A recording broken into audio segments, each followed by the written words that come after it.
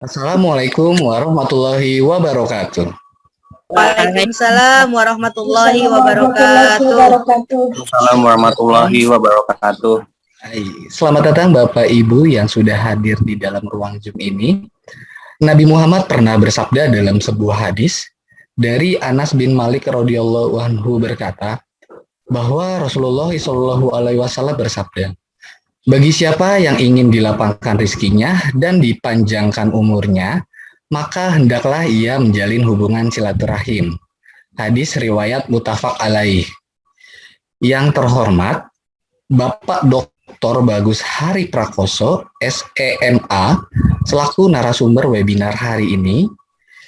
Yang terhormat, Ibu Asterika Dwiana, selaku Kepala MA Citra Cendikia beserta jajarannya, serta yang terhormat Bapak Ibu guru perwakilan sekolah-sekolah yang telah hadir dalam kesempatan ini, yang kami doakan selalu sehat dan berbahagia. Alhamdulillah, puji syukur kita panjatkan kepada Allah Subhanahu wa Ta'ala, karena berkat rahmat, taufik, dan hidayahnya kita masih bisa berkumpul untuk bersama-sama menambah ilmu dalam mendampingi anak-anak kita selama proses pendidikannya. Tak lupa sholawat serta salam semoga tetap tercurahkan kepada junjungan Nabi kita Muhammad Shallallahu Alaihi Wasallam beserta keluarga dan para sahabat-sahabatnya. Karena berkat beliaulah kita dapat menikmati kehidupan yang penuh dengan kemuliaan ini ya. Amin ya robbal alamin. Bapak Ibu yang berbahagia, marilah kita buka acara hari ini dengan membaca basmalah bersama-sama. Bismillah.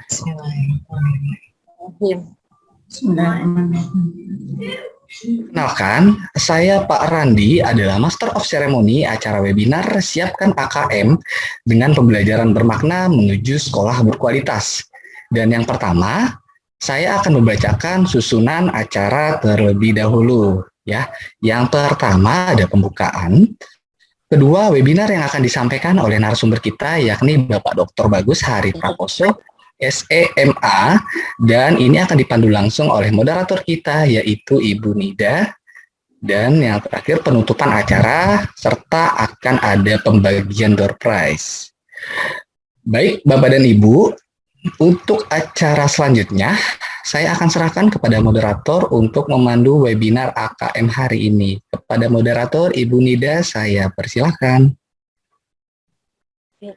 Terima kasih Pak Randi atas kesempatannya. Assalamualaikum Bapak Ibu. Perkenalkan sebelumnya saya Ibu Nida sebagai moderator hari ini yang akan memandu webinar AKM. Baik Bapak Ibu, seperti yang telah kita ketahui bahwa asesmen nasional ini merupakan salah satu bentuk evaluasi sistem pendidikan pada jenjang pendidikan dasar dan pendidikan menengah dengan tujuan untuk mengukur hasil belajar serta kualitas lingkungan belajar di satuan pendidikan. Nah, dalam asesmen nasional ini salah satunya meliputi AKM, di mana AKM ini menampilkan kompetensi mendasar yang diperlukan untuk tercapainya kompetensi pada berbagai mata pelajaran. Oleh karena itu, guru sebagai fasilitator pembelajaran di kelas perlu mempersiapkan pembelajaran yang bermakna agar pembelajaran tersebut dapat bermanfaat bagi peserta didik khususnya dan bagi masyarakat pada umumnya. Baik Bapak dan Ibu, acara selanjutnya yaitu webinar AKM dengan tema Siapkan AKM dengan pembelajaran bermakna menuju sekolah berkualitas. Sebelum kita mulai acara webinar hari ini, izinkan saya untuk membacakan profil dari narasumber. Bapak Dr. Bagus Hari Prakoso, SEMA. Saat ini beliau aktif sebagai peneliti di bidang asesmen pendidikan, kebijakan, manajemen, dan entrepreneurship Kemendikbud, pemimpin redaksi Jurnal Penilaian Pendidikan Indonesia, koordinator konferensi internasional tentang penilaian dan kebijakan pendidikan, peer reviewer untuk Jurnal Kewirausahaan dan Bisnis di Universitas 11 Maret Solo, dan saat ini beliau juga aktif sebagai narasumber di berbagai kegiatan.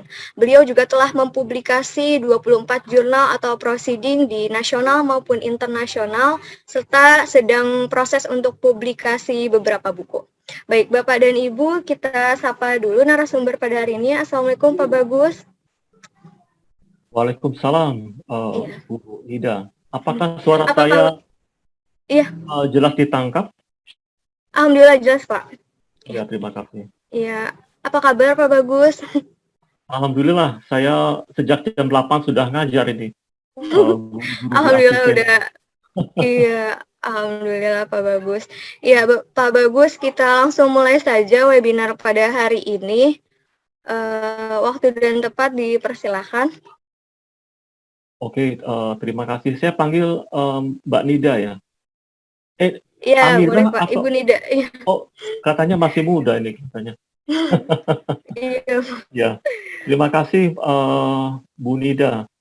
Iya. Assalamualaikum warahmatullahi wabarakatuh. Waalaikumsalam warahmatullahi wabarakatuh. Sejahtera buat kita semua.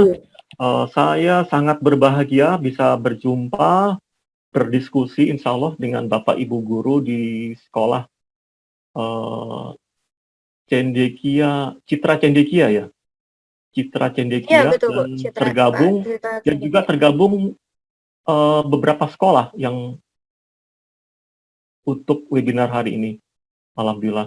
Mudah-mudahan dengan waktu yang singkat ini kita memperoleh banyak manfaat dan keberkahan. Karena terus terang bagi saya untuk menyampaikan materi terkait dengan AKM dan meaningful learning ini agak susah kalau dikasih waktu berapa? 45 menit atau bagaimana, Bu? Atau 1 jam apa gimana nih, Bu? Kurang lebih 1 jam, Pak. 1 jam Nanti ya? mungkin bisa dilanjut ke tanya jawab. Oke, terima kasih. Jadi,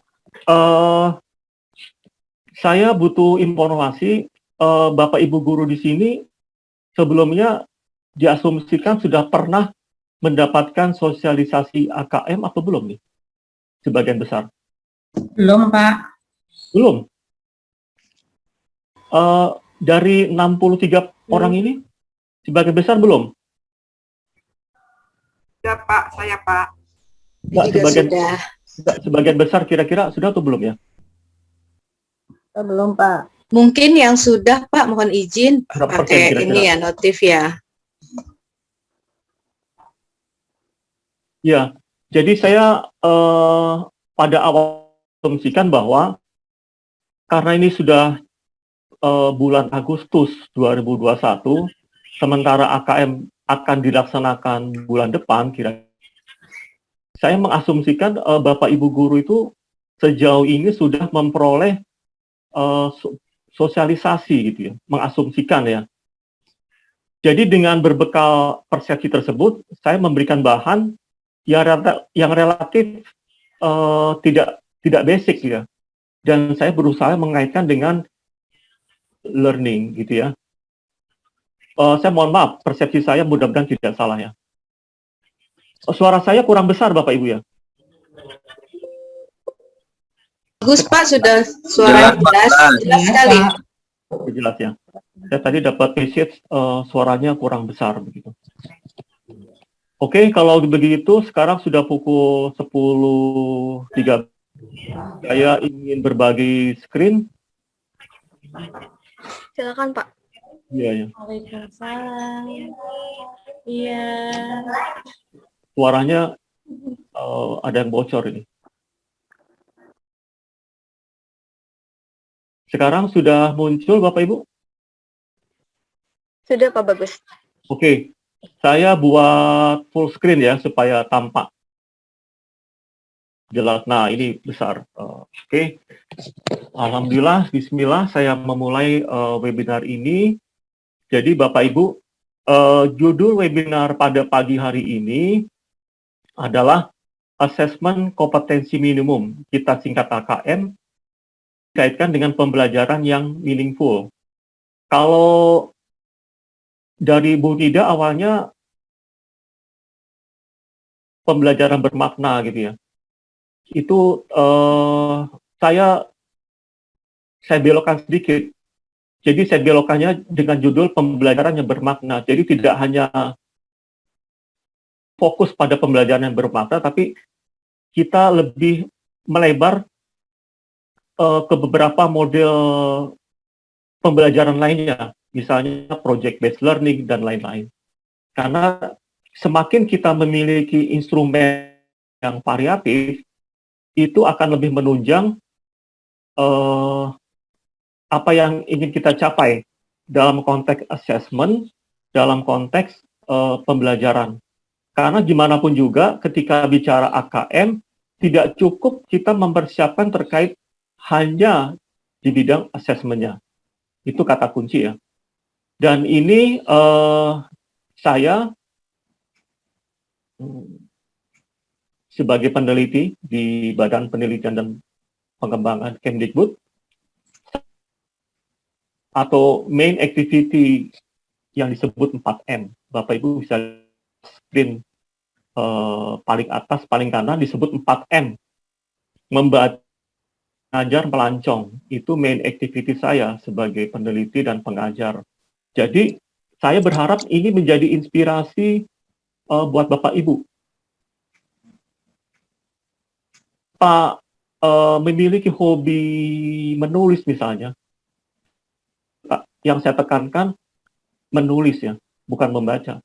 Karena biasanya kalau tidak hobi menulis, biasanya orang yang punya hobi menulis suka membaca. Tapi yang suka membaca belum tentu suka menulis.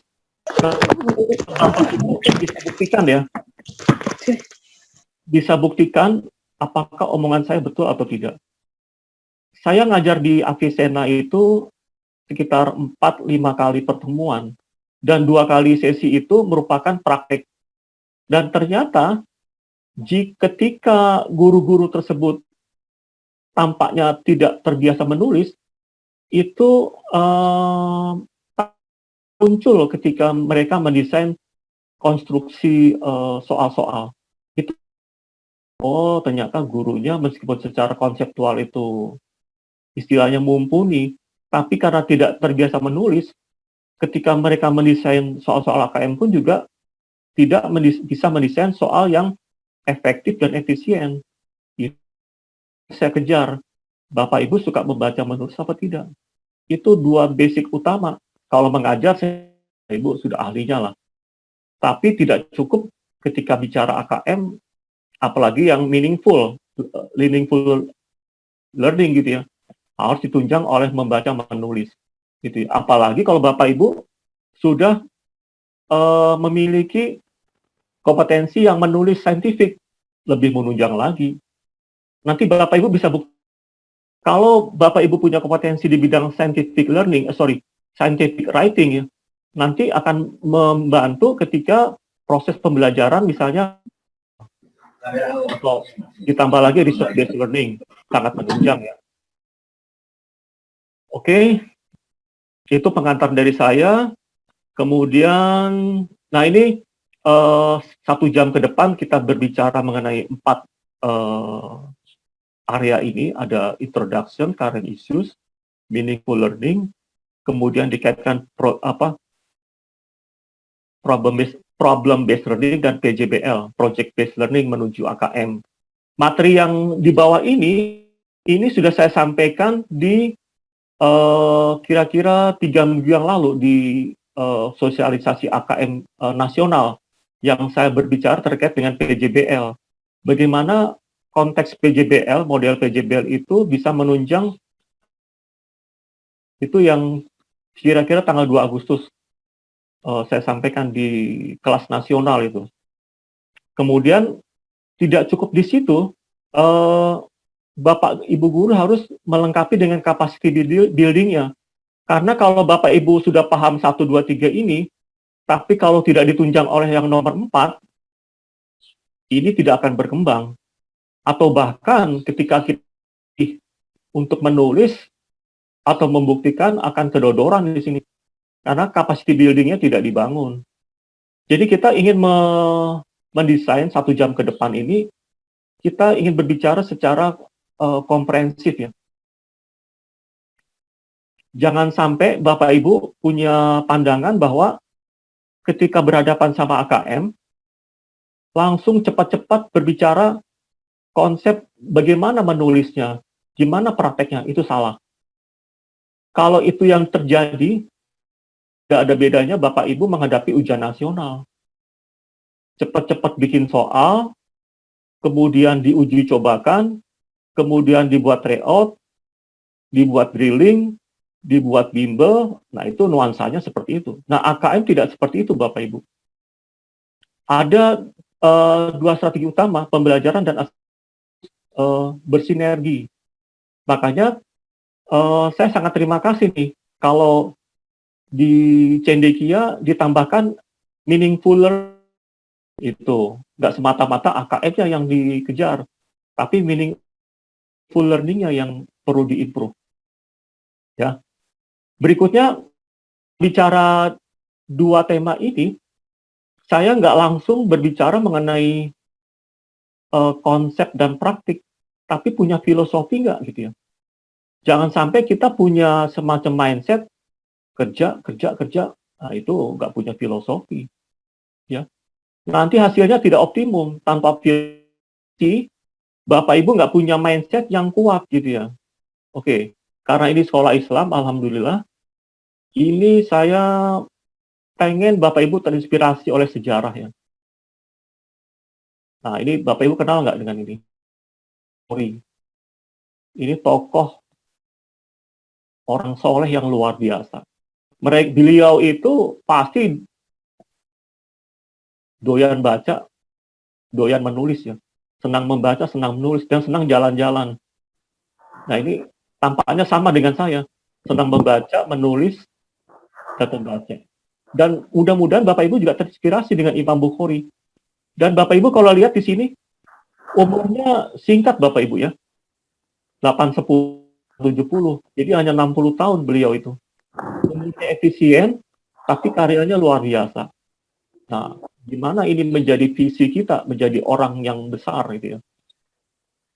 Imam Bukhari. Berikutnya lagi, apa nih? Ibnu Sina atau Avicenna ya. Ini juga demikian. Ibnu Sina ini umurnya hanya 57 tahun. Tapi karyanya kan luar biasa ini. Dengan beliau sedang membaca, menulis. Nah, guru-guru juga idealnya demikian. Cukup visinya itu pandai membuat soal AKM. Bagaimana lebih dari itu gitu ya. Ini contoh yang kita miliki.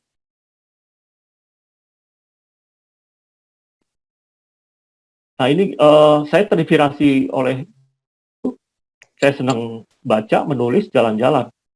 Ini sekian puluh negara yang saya capai dengan modal membaca, menulis, mengajar, melancong, ditambah dengan passion, paper, and passport. Dan ya. Ini buku-buku sebagian yang saya terbitkan. Jadi tidak hanya teori, tapi juga ada aktual. Oke, kita lanjut ke fenomena menghadapi AN AKM. Nah, ini masih ditemukan sampai hari ini, Bang. Ketika menghadapi ujian nasional, menghadapi AN, asesmen nasional, itu sebagian guru masih memiliki mindset UN gitu ya. Seperti yang tadi saya sebutkan, cepat-cepat buat soal, membuat soal, dan try out gitu ya. Kemudian mindsetnya lagi apa? Yang masih fatal ini, pengganti. Sebenarnya pengganti ini kurang tepat ya. Ketika UN diganti AN. Karena secara desain, secara paradigma, ini berbeda antara UN dan AN. Ya. Dan berikutnya lagi, ketika bicara AN, idealnya Bapak Ibu harus cemas ya. Cemas di sini bukan negatif. Karena saya menyoroti banyak sekolah, kunjungi dan saya berikan pelatihan, cenderung tuh sekolah-sekolah yang ya bonafit ya. Ini cenderung mereka cemas nih. Tidak santai. Nah, cemas itu dalam rangka mereka bertanggung jawab menjaga reputasi. Mereka tidak ingin kalah. Ya, makanya dari awal mereka sudah belajar AKM dari tahun lalu bahkan 2021, 2020 ya.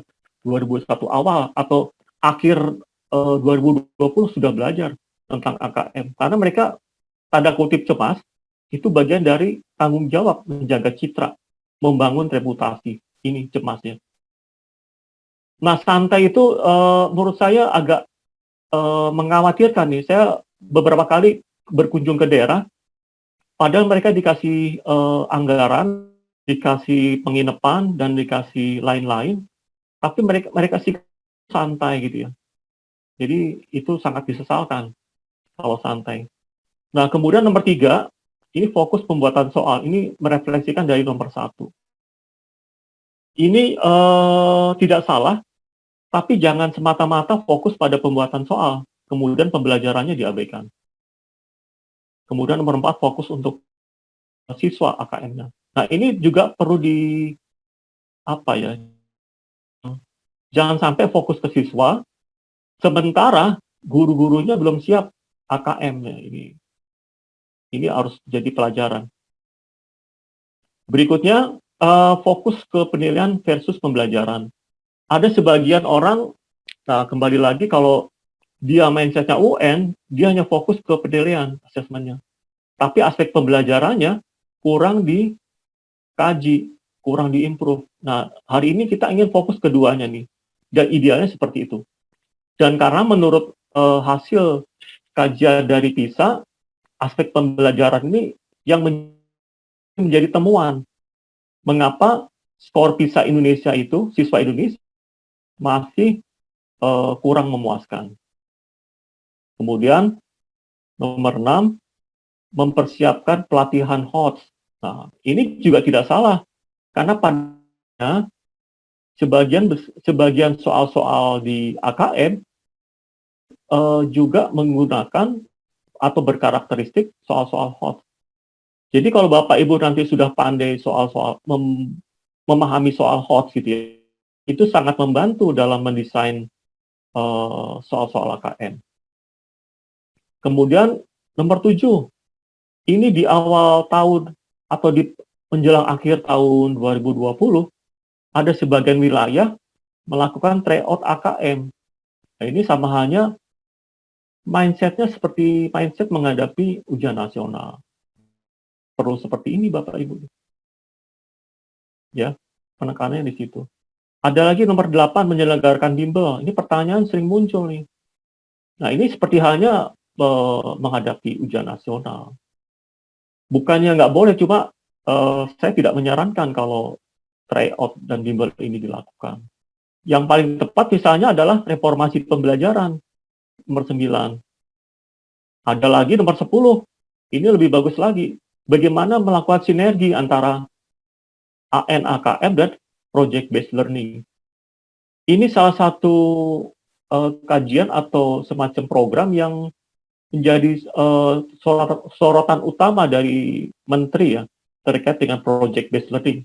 Karena dalam praktek ini bisa sangat relevan untuk membangun kompetensi 4C. Itu 10 temuan fenomena yang saya alami. Ini 10 temuan ini hasil saya berkeliling banyak wilayah ya. Baik webinar maupun luring. Ini fenomena seperti ini. Jadi ada ribuan guru yang saya sudah ajar. Ini sebagian sikapnya masih seperti ini. Ya mudah-mudahan untuk di sekolah cendekia ini tidak seperti itu. Nah ini ketika saya ngajar biasanya saya kasih angket ya. Ketika saya tanya, Bapak Ibu sudah pernah produksi publikasi tulisan atau belum? Misalnya di sini kan saya nggak kelihatan. Apakah sudah pernah memproduksi karya tulis? Nah ini kenapa saya tanyakan karya tulis yang pernah diproduksi, baik ilmiah dan non ilmiah. Ini sampelnya ada hampir 300 responden ya. Nah ini masih di bawah 40% yang sudah mempublikasi tulisan ini, ya kan? Bahkan belum ada yang warna biru ini. Dan ternyata hasil angket saya itu boleh dikatakan linear hasilnya. Ya wajar karena mungkin belum terbiasa artikel, baik ilmiah dan non ilmiah, muncul ketika praktek menulis soal. Kemudian saya tanya lagi, ngikuti sosialisasi, ternyata berapa bentuk soal ANAKM? Nah, masih banyak yang salah. Masih banyak yang salah nih. Ini masih di bawah 50% yang menjawab betul. Yang betul adalah 5 bentuk soal. Ini yang jawab ada yang 3, ada yang 4, ada yang 6, ya. Yang betul adalah 5 ini. Jadi, telah menerima sosialisasi pun tidak menjamin gitu. Nah, ini juga lebih lanjut lagi. Ketika bicara AKM, itu nggak lepas dari komponen rangka yang terdapat pada literasi dan numerasi. Nah, ini juga salah ini. Ternyata mereka sudah pernah ikut sosialisasi, saya tanya mengenai komponen atau kerangka pada literasi, masih salah. Ini banyak yang warna biru ini, 48%. Ini masih salah nih. Kemudian saya tanya lagi tentang soal hoax, demikian juga. Padahal sudah dikasih petunjuk higher order thinking skill. Interpretasi, pemahaman, dan penerapan. Ini jelas-jelas bukan soal hoax, kognitif. Yang betul refleksi, hanya 14% misalnya. Itu terbukti bahwa kompetensi guru terkait dengan soal-soal hoax masih perlu ditingkatkan. Ya.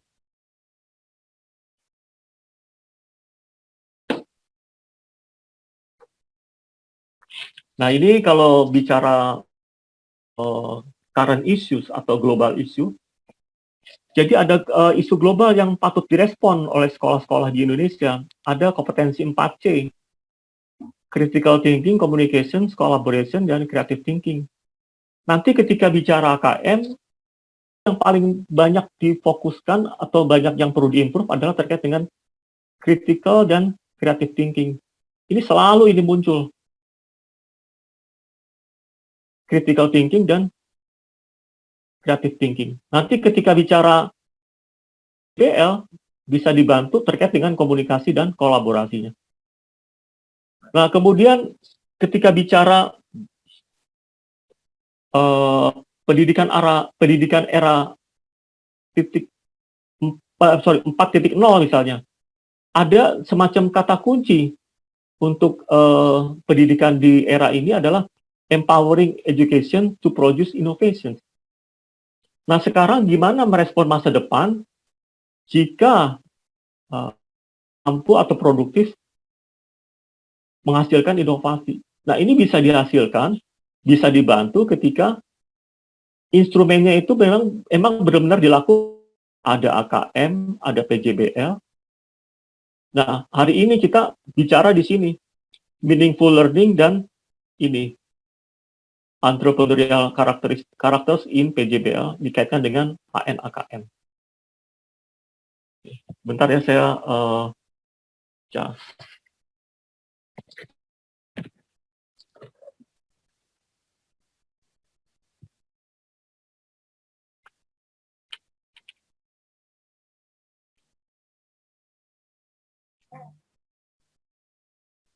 jadi ketika bicara the why-nya itu, Bapak Ibu harus tahu mengapa kita atau pemerintah menerapkan atau memiliki program AKM. Ini jawabannya global dan lokal isu ya. Nah, ini mohon maaf, ini apa? Kok jadi ada muncul bergaris hijau? Kenapa ya, Bu Ida ya?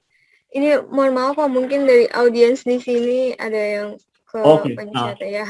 Sekarang hilang. Mohon maaf ya Pak. Nah, sekarang bicara AKM, kantor kami di pusat asesmen dan pembelajaran itu yang mendesain soal-soal AKM. Ya. Soal-soal AKM itu terinspirasi dari soal-soal PISA.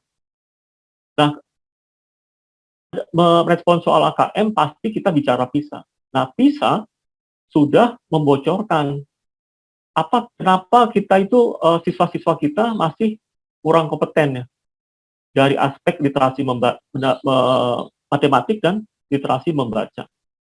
Dan itu semua kalau kita simpulkan karena mereka tidak terbiasa dilatih dengan kecakapan hidup satu. Ya, 4C tadi yang saya sebutkan ya.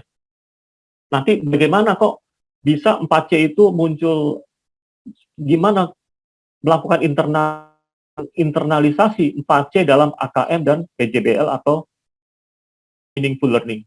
Nanti Bapak Ibu mudah-mudahan bisa mengaitkan ya mudah-mudahan ya. Jadi selama siswa kita tidak dilatih memiliki pembelajaran yang berkarakteristik kecakapan hidup abad 21, nah sampai kapanpun capaian kita di aspek global selalu rendah. Dan jawaban kedua adalah karena siswa kita terbiasa mengerjakan soal-soal ujian nasional, di mana kompetensi yang diuji sejauh ini tidak merefleksikan kecakapan hidup abad 21. Soalnya banyak hafalan. Nah, AKM, HOTS, PISA itu berupaya mengurangi karakteristik ujian nasional. Itu latar belakangnya ya.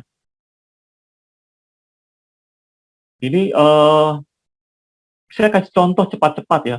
Ketika bicara negara maju antara Korea Selatan dan Korea Utara, di sini Bapak Ibu, ini terkait dengan inovasi ya.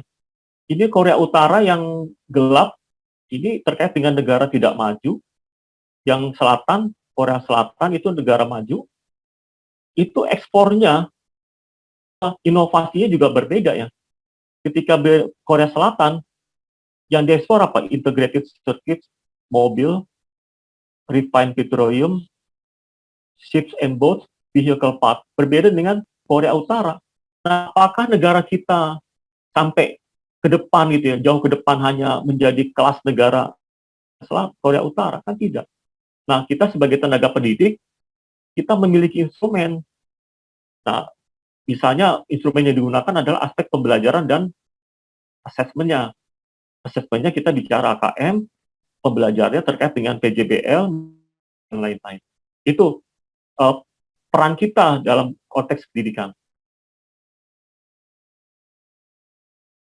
Nah, strategi pembelajaran yang efektif ini juga mempengaruhi seperti apa selama ini Bapak Ibu guru ngajar di sekolah atau di kelas ya. Mungkin Bapak Ibu nggak sabar ya. Masih sabar apa enggak nih kira-kira? Kenapa saya masih berbicara di tataran filosofi gitu ya?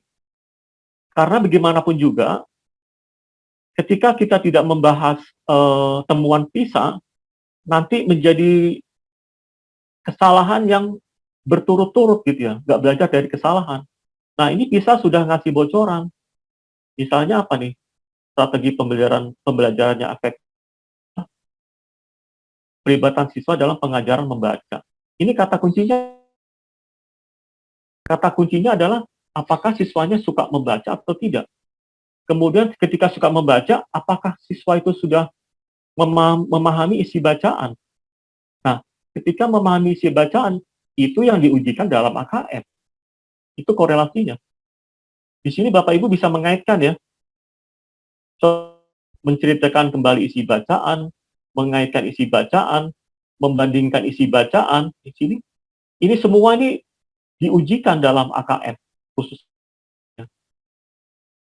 Itu basicnya seperti itu. Jadi jangan sampai kita punya mindset ketika ikut webinar buru-buru. Gimana soalnya Pak?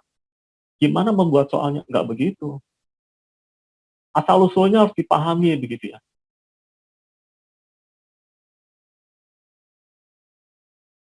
Nah ini juga demikian. Ketika kita punya waktu, apakah kita punya hobi membaca? Baik guru dan siswanya. Nanti ketahuan Bapak Ibu kalau guru-gurunya membaca apa tidak. Nah biasanya kalau nggak suka membaca menulis, nanti ketika mendesain soal AKM, nanti kebanyakan copy paste itu, copy paste, kopas gitu ya, kebanyakannya. Tapi kalau mereka memang sudah kreatif, bisa mereka mendesain stimulus tersebut untuk soal-soal AKM. Dan ternyata membaca itu punya kontribusi 50 poin.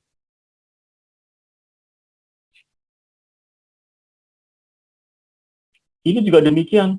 Nah, ketika temuan PISA terkait dengan teachers not meeting individual student needs, ini yang dimaksud apa ini?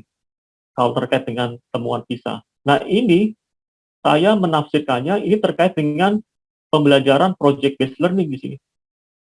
Teachers not meeting individual student needs. Nah, kita bisa berkreasi di sini, Bapak Ibu. Jadi semua temuan PISA ini bisa direspon. Nah, salah satunya dengan project-based learning. Nanti project-based learning itu bisa dibuatkan soalnya dalam AKM. Itu korelasinya. Nah, demikian juga dengan memanfaatkan TIK. Nah, saya waktu tanggal 30 Juli dan 2 Agustus memberikan sosialisasi AKM terkait dengan PJBL. Guru yang dari Jogja itu memanfaatkan atau gawai ya untuk pembelajaran project-based learning. Nanti Bapak Ibu bisa melihat ya, kira-kira kalau dibuatkan soal AKM-nya seperti apa gitu ya. Jadi, guru memanfaatkan TIK. Bentuknya macam-macam ya. Itu pun juga harus diperhatikan.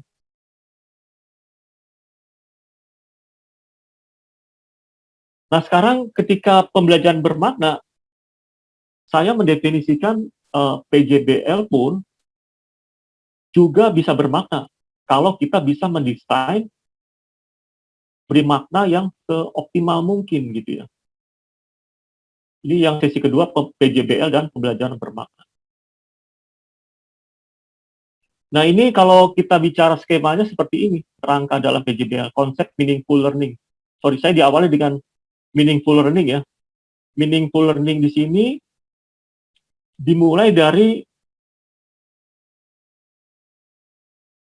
bersikap aktif, konstruktif, otentik, dan di sini intention reflective regulatory.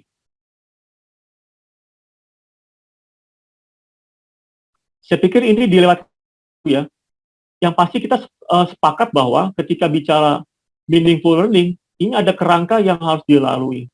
Nah, ini setiap kerangka itu ada kata kuncinya. Misalnya apa?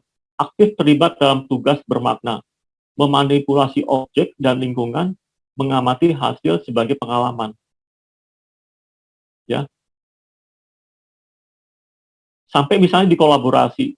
Bentuknya seperti apa kolaborasi? Kalau saya melihat di sini kolaborasi kalau kita bisa kaitkan dengan PJBL. Nah, misalnya kalau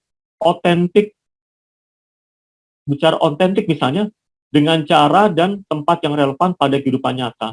Nah, ini kalau dikaitkan dengan AKM dan HOTS, ini juga relevan. Bagaimana kita punya konsep-konsep, kita mengkoneksikan antar konsep dalam kehidupan yang nyata. Jangan sampai nanti ketika misalnya membuat soal, itu relatif bukan kehidupan nyata, itu akan menyulitkan siswa ketika menjawab soal. Dan seterusnya Bapak Ibu ya, ini hanya sekedar kerangka, yang paling penting lagi adalah bagaimana implementasinya, bagaimana mengkoneksikannya. Nah, ini kalau saya hubungkan dengan meaningful learning secara secara manfaat ya. Di sini kan manfaatnya adalah manfaat atau karakteristik menjelaskan hubungan relevansi bahan baru dengan bahan yang lama.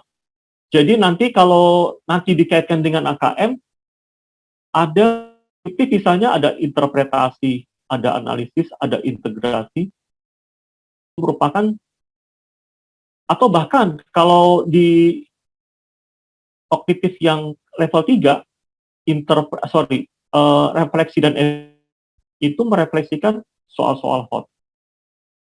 Jadi kata kuncinya adalah kalau bicara meaningful learning, itu adalah menjelaskan hubungannya antar konsep di sini. Kemudian ketika bicara karakteristik meaningful learning misalnya, ada karakteristik kedua adalah lebih dahulu diberikan ide yang paling umum, kemudian yang lebih terperinci. Nah, ini sama halnya kalau kita kaitkan ditanyakan pada level 2. Namanya apa? Understanding. Understanding, nanti di dalam subkompetensinya ada di plan atau inference dengan AKM. Kemudian ketika karakteristik keduanya menunjukkan persamaan dan perbedaan antara bahan baru dengan bahan yang lama. Nah, ini juga ketika kita AKM ada unsur comparison, perbandingan.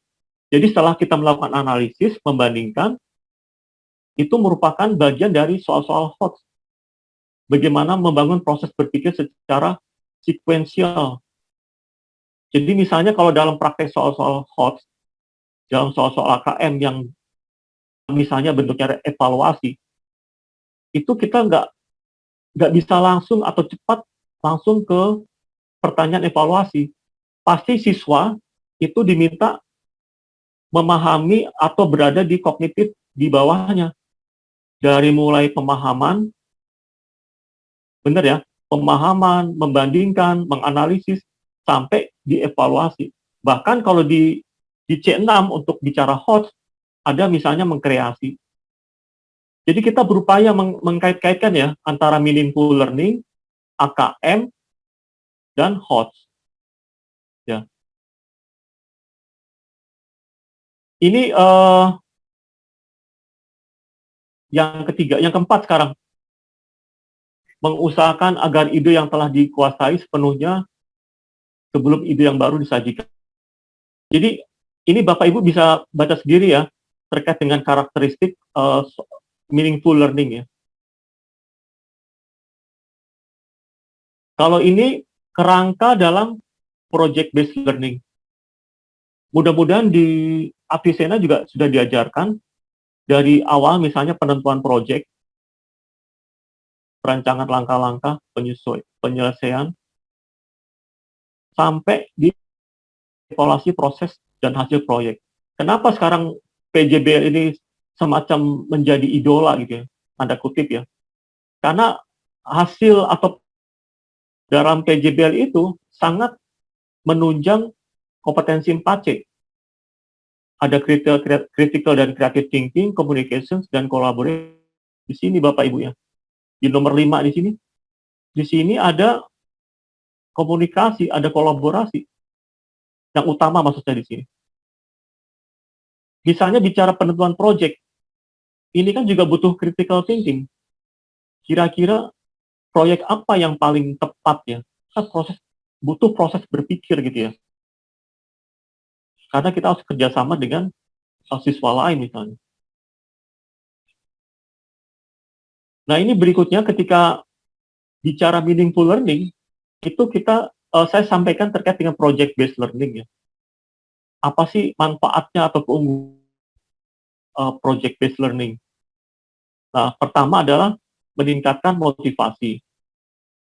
Kedua, mampu meningkatkan pemecahan masalah, problem solving. Ketiga adalah mampu meningkatkan kolaborasi antar siswa. Keempat, meningkatkan keterampilan komunikasi. Kelima, keterampilan dalam mengelola sumber daya, kreativitas.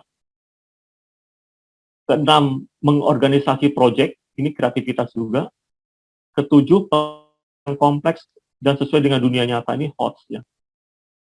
Yang 8 juga HOTS, mengambil informasi, menunjukkan pengetahuan dan selanjutnya. Dan yang terakhir adalah pelajaran yang menyenangkan ini. Ini kalau kita berupaya mengaitkan meaningful learning, PJBL, dan AKM. Semuanya bermanfaat dan terkait gitu ya. Ini bahasa Inggrisnya saya pikir sama saja yang tadi ya. Nah sekarang kalau kita berupaya berimprovisasi ya, ini dikasih semacam hasil kajian ya, bagaimana menggabungkan ini project based learning dan pembelajaran bermakna. Ini kalau kita lihat PJBL ada 6 steps, kemudian meaningful learning ada 5 step nih. Nah kira-kira hasilnya seperti apa? Nah ini yang bisa dilakukan Bapak Ibu. Dari mulai pemanasan maksudnya semacam brainstorming sehingga kita bisa mendesain, memformulasi pertanyaan-pertanyaan yang relevan gitu, yang meaningful, menyusun jadwal, pembentukan sikap dan perilaku. Ini juga merespon AN, AKM, asesmen nasional. Bentuknya apa? Survei karakter. Karena internet saya tidak stabil Bapak Ibu. Tadi sempat ini Pak putus-putus sedikit. Oke. Mungkin bisa diulang dari sinergi project based learning dan pembelajaran bermakna itu Pak. Oke. Jadi saya mohon ketika ada gangguan kasih tanda aja Bu Nida ya. Jadi ketika bicara beberapa model pembelajaran, ini ada semacam kajian bagaimana melakukan sinergi antara project based learning dan pembelajaran bermakna. Yang sebelah kiri ini project based learning, sebelah pembelajaran bermakna, dan ini actionnya kira-kira hasilnya seperti apa. Dan itu nanti Bapak Ibu bisa melihat, saya kasih contoh soal-soal yang lainnya ya. Ada sekolah tertentu itu yang berhasil mengawinkan antara project based learning dan problem learning, PBL maksud saya. Nah ini juga bisa dikawinkan ya. Sejauh mana Bapak Ibu melakukan dan ini Bapak Ibu ketika melihat hasil improvisasi di sini ada unsur keempat, pembentukan sikap dan perilaku dalam mengerjakan proyek. Ini juga menjadi bahan catatan atau apa ya? Nanti Bapak Ibu ketika menghadapi AN itu ada instrumen yang disebut survei karakter. Nah ini juga saya pikir relevan ya. Nomor 4 ini. Dan selanjutnya ya, jadi ketika bicara instrumen itu banyak sekali, Bapak Ibu gak usah bingung-bingung, sesuai dengan dan ini bisa dikawinkan begitu ya. Nah ini seperti saya sebutkan di awal, ada sekolah tertentu yang namanya Tunas Unggul, ini saya sudah 3 kali ke sekolah ini. Jadi sekolah SMP ini, Tunas Unggul yang berada di Bandung, jadi contoh kreatif, problem based learning sama project based learning. Contoh aktualnya apa? Jadi salah satu syarat untuk lulus dari sekolah SMP itu adalah membuat karya tulis. Seperti hanya orang calon sarjana kan diminta skripsi. Nah mereka juga begitu dari mulai SMP. Nah sekarang sudah diterapkan di SMA dan SD. Ini Bapak Ibu kalau terapkan atau lihat daftar isinya, ini seperti hanya membuat scientific paper, seperti hanya karya tulis, dan itu disidangkan. Siswa mempresentasikan hasil karya tulisnya itu. Ini saya pikir juga bisa ya untuk level SMP, tinggal diturunkan kompleksitasnya untuk level SMP. Dibuat, ini nanti Bapak Ibu bisa baca sendiri ya. Mulai dari lembar pengesahan ini guru-guru nih yang guru-guru, kepala sekolah, universitas, ada rektornya, ada dekan, dan sebagainya yang tanda tangan dan penguji. Ini ada abstrak, ada kata pengantar, ada parisi, ini ada pendahuluan, selanjutnya penutup, ada daftar pustaka, riwayat hidup, dan selanjutnya. Nah, ternyata dari kegiatan mereka itu,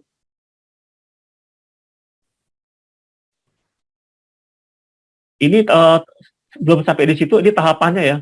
Pertama, bisa kegiatan menentukan tema, judul, membuat proposal. Ini kan saya pikir tahapan di sini, ini juga saya pikir representasikan apa yang saya sebutkan tadi ya. Sampai di ujung menarik kesimpulan. Nah, kemudian benefitnya. Sekarang manfaatnya apa sih kalau bicara problem based dan project based learning misalnya? Ini terkait dengan pembelajaran yang kita ingin bicarakan, yang itu sangat bermanfaat dalam mendukung program AKM. Di sini hasil wawancara saya dengan kepala sekolah, inilah hasilnya. Jadi perkembangkan self-management skill dengan berkomunikasi dan berkolaborasi dengan orang lain. Ini juga akan ditanyakan ketika siswa nanti mengerjakan namanya survei karakter. Kemudian mematangkan emotional skill, menunjang berpikir sistematis, kemudian ada terkait dengan isu terkait dengan objektivitas, capacity, task development. Kelima adalah meningkatkan kreativitas. Jadi semua itu relevan Bapak Ibu kalau kita bicara 4C dan AKM. Itu kalau dilingkan ya. Nah, sekarang penerapan meaningful learning PJBL dalam AN AKM. Saya langsung ke bentuk soalnya ini. Bentuk soalnya yang kira-kira tuh apa yang bisa membuat soal yang saya ambil dari praktek PJBL yang gampang-gampang ya. Nah, ini. Sorry, ini kalau bicara HOTS ya, ini saya pikir nggak perlu sorry. Ini mungkin berguna buat Bapak Ibu ya. Perlu dibicarakan nggak antara UN dan AN nih? Apa bedanya? Boleh, Pak, boleh. Ya, jadi sekarang atau bulan depan bahkan ya, kita akan menghadapi AN. Jadi ketika ada kata-kata mengganti, memang mengganti, tapi kita lebih fokus pada kontennya ya. Kenapa disebut atau diganti menjadi AN? Yang perlu jadi menjadi fokus adalah kalau UN itu yang dicapai adalah hasil belajar kognitifnya. Nah, sementara pada AN itu pada proses. Penekanan pada proses. Nah, makanya di awal saya hubungkan dengan proses pembelajarannya. Nggak mungkin jadi semata-mata hanya mengandalkan asesmennya saja. Nggak mungkin gitu ya. Harus dikaitkan dengan nanti kemudian bicara peserta, kalau di UN kan kelas 9 dan 12. Kalau di AN kelas 5, 8, dan 11. Nanti bocorannya atau yang nanti yang akan diujikan di sekolah-sekolah, itu sekolah-sekolah yang diprioritaskan adalah sekolah-sekolah yang sudah melakukan tatap muka yang lebih prioritas. Dan itu masuk kategori zona hijau ya, yang diprioritaskan untuk pelaksanaan AN. Saya kebetulan sudah dapat posnya itu, semalam pos AN, di mana implementasinya. Kemudian ini kalau bicara tujuan sama-sama memetakan, tapi ada hal yang berbeda sendiri ya. Nah, kemudian bicara isi soal nih. Kalau UN itu banyak soal-soal hafalan. Jumlahnya banyak. Kalau di AN soalnya tidak banyak. Tapi cenderung soalnya itu isinya adalah mengukur penalaran ya. Ciri-cirinya apa yang lain lagi? Yang dipastikan bahwa soal AN itu mirip soal PISA. Pasti dimunculkan namanya stimulus. Ya. Ada stimulusnya. Makin tinggi level, itu stimulusnya semakin kompleks. Misalnya satu soal itu ada 2 stimulus. Bisa jadi begitu. Kemudian Nah, kalau UN, karena banyak soal hafalan, itu banyak terkait dengan lower order thinking skill. Nah, kalau AN, nah ini sudah mulai beralih nih. Kita sudah mulai banyak mengerjakan soal-soal hot, higher order thinking skill. Tidak hanya pada tataran penilaian, tapi juga aspek. Nah, tadi pembelajaran ini sudah saya sentuh.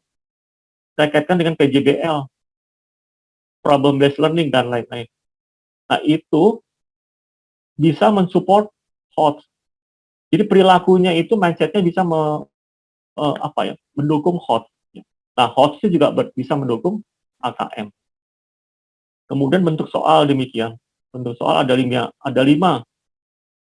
Bapak Ibu nggak boleh salah ya. Kalau di UN ada 2 ini. Nah, nanti semakin nanti soal yang muncul adalah pilihan ganda kompleks nih. Nah, Bapak Ibu harus sudah mulai pandai nih bagaimana mendesain pilihan ganda. Dan ini kalau kita bisa mendesain pilihan ganda kompleks, itu juga ini faktor cheating misalnya.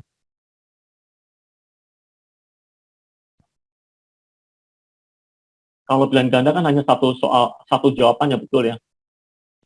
Kalau yang kompleks ini ada beberapa jawaban yang benar. Nyonteknya juga lebih susah. Nah, ini berikutnya mengenai komponen atau kerangka dalam AKM. Yang seringkali pada hari ini, saya buktikan pagi ini, saya tadi pagi ngajar guru-guru. Ini masih ketukar-tukar Bapak Ibu. Dalam kisi-kisi, saya mintanya konteksnya personal ya, atau sosial budaya. Tapi nanti ketika stimulus yang dihasilkan, isinya personal, dan sebaliknya. Ini konteks, kognitif, konten, seringkali ketukar-tukar. Sesuai dengan permintaan gitu ya. Atau kisi-kisi yang saya kasih. Jadi kalau Bapak Ibu bandingkan, ini soal-soal PISA, ini merupakan inspirasi dari pembuatan soal-soal AKM. Demikian juga pada AKM literasi. Saya kebetulan ketika ngajar, itu juga demikian. Jadi, judulnya sekali lagi sering ketukar-tukar. Misalnya saya minta interpretasi integrasi, isinya yang level 1, menemukan informasi, dan sebaliknya. Paling susah, itu terkait dengan evaluasi dan refleksi. Makanya ketika post-test, saya kasih soal-soal yang banyak menyangkut evaluasi dan refleksi. Ini kebanyakan gagal ini. Menyangkut kognitifnya ini gagal. Kenapa saya fokus ke level 3 ini? Karena ini yang paling susah ketika membuat soalnya. Dan ini sangat merefleksikan soal-soal HOTS di sini ya. Jadi Bapak Ibu intinya harus paham ini ya, kerangka ini, komponen ini. Kalau di luar ini artinya bukan AKM. Bisa jadi soal ujian atau HOTS. Kalau HOTS itu lebih luas. Nah, kalau di AKM sudah lebih spesifik ditentukan nih, kognitifnya nih. Itu. Nah, ini jabaran dari literasi numerasi. Nanti idealnya kalau bicara HOTS ya, ini harus merefleksi indikator kompetensi yang membentuk lintasan berlapis, bersifat laten dan kontinum. Nah, ini. Waktunya berapa menit lagi, Bu Nida? Boleh sekitar 10-15 menit lagi, boleh. Oke. Ini saya lewatkan, nanti baca sendiri Bapak Ibu ya. Jadi intinya ketika bicara HOTS, karena HOTS itu juga diujikan pada AKM, ini ada ciri-ciri yang harus muncul. Saya kalau ngajar, 3 komponen yang saya tanyakan, atau 3 filter.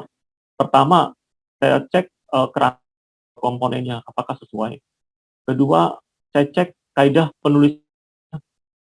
Itu meskipun sepele, tapi kalau itu tidak ini unstable. Ketika penulisan soal, ketika tidak dipenuhi juga tidak menjadi soal yang berkualitas. Yang ketiga, saya cek host-nya gitu ya. Jadi ada 3 filter ketika saya menilai kualitas soal. Nah, ini dampak dari PJBL ya. Ini kebetulan ini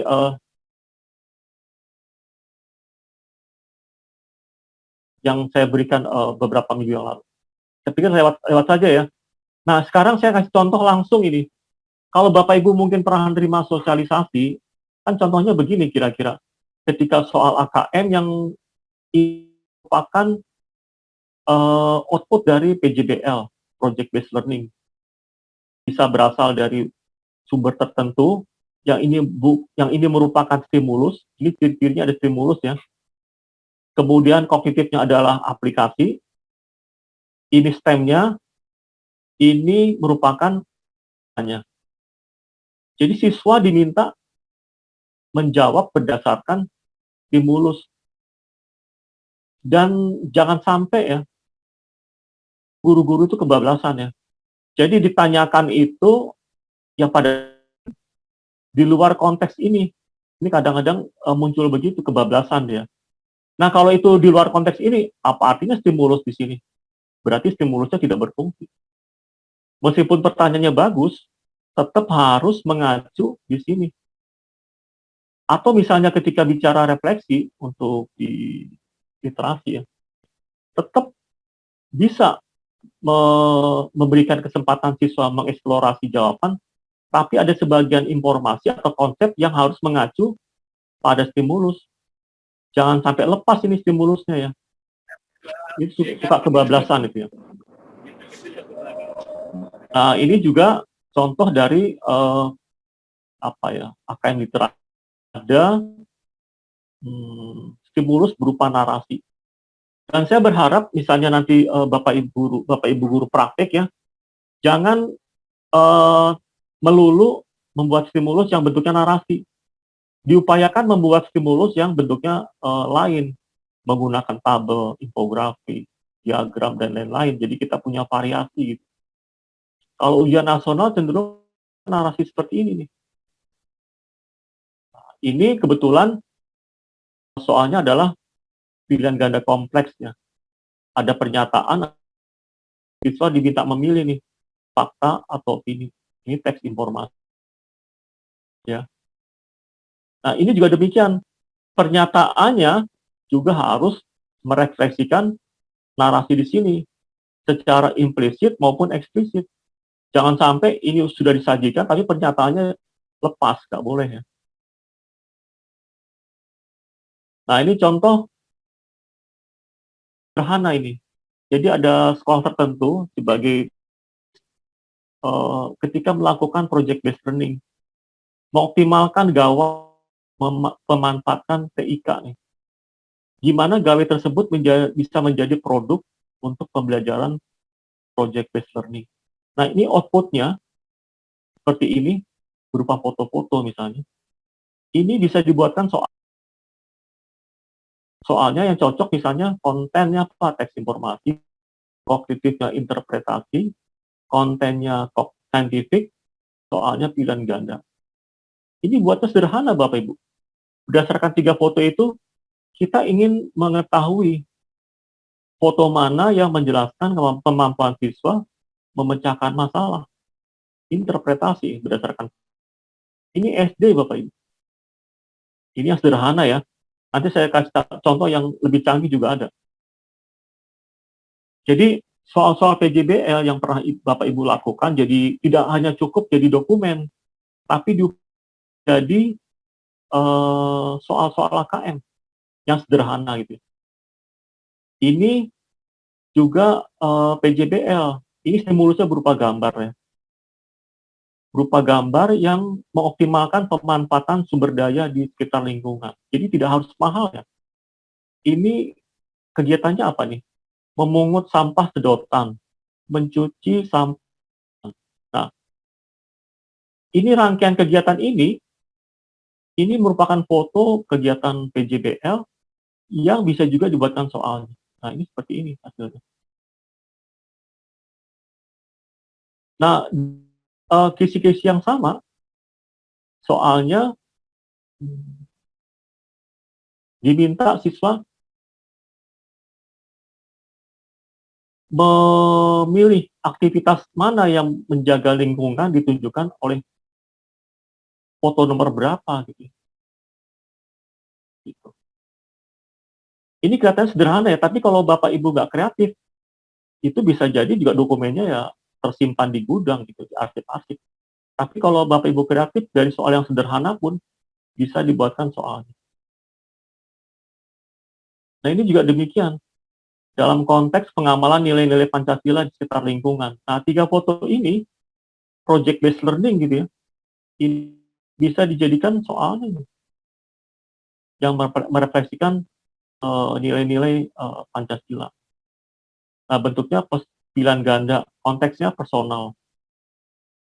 Nah, diminta foto mana kan sikap mandiri.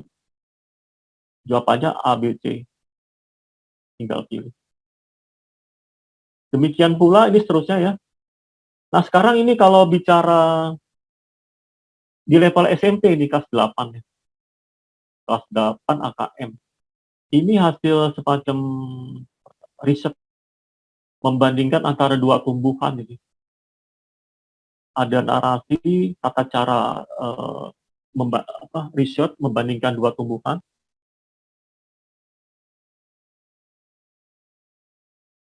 Setelah selesai, kemudian dijadikan stimulus ya, kemudian dibuatkan soalnya.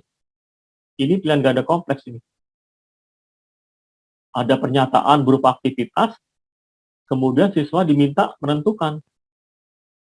Pernyataan pertama ini misalnya layak disebut sistematis atau dan selanjutnya. Demikian pula pada ini pilihan ganda kompleks untuk SMP ya. Gitu.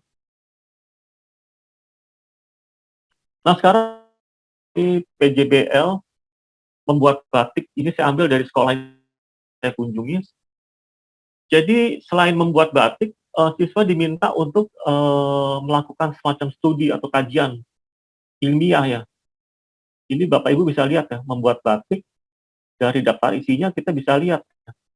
Dari investigasi, perencanaan, pelakuan action, refleksi, daftar pustaka dan appendix lampiran ya. Nah ini kan kita bisa lihat sangat saintifik. Kemudian dokumennya itu berupa foto misalnya, berupa foto kegiatan, kemudian berupa narasi yang berasal dari paper mereka atau karya mereka, ini dalam bahasa Inggris ya, ini bisa dijadikan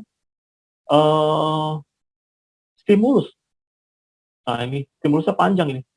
Nah kemudian dibuatkan soalnya gitu ya. Soalnya apa? Nah yang relevan misalnya pertanyaan kognitif, memahami atau understanding. Ini pertanyaan seperti ini, what was the main idea? Ini boleh-boleh saja. Nah, Bapak Ibu mungkin yang guru bahasa Inggris bisa juga untuk konteks AKM kelas, bisa soal-soal berbahasa Inggris untuk kognitif memahami. Nah, dari stimulus tersebut, dikembangkan 2 soal lainnya, yang soalnya adalah bentuknya urean. Urean, kemudian diminta on the text, what are the main problems? Nanti konsekuensinya Bapak Ibu diminta membuat pedoman scoring, pedoman lupa. Nah, ini yang lebih susah di sini, membuat pertanyaan refleksi ini. Based on the text, mention to lesson learned from the process of making batik. Nah, ini lebih susah lagi. Jadi ini bisa digunakan Bapak Ibu ya.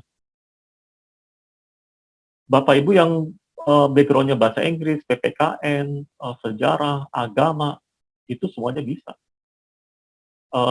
Tadi malam saya mengoreksi atau melihat soal-soal guru-guru SD, SMP, mereka dari berbagai macam latar belakang bidang studi, mereka buat soal AKM berbasis mata pelajaran, bisa juga.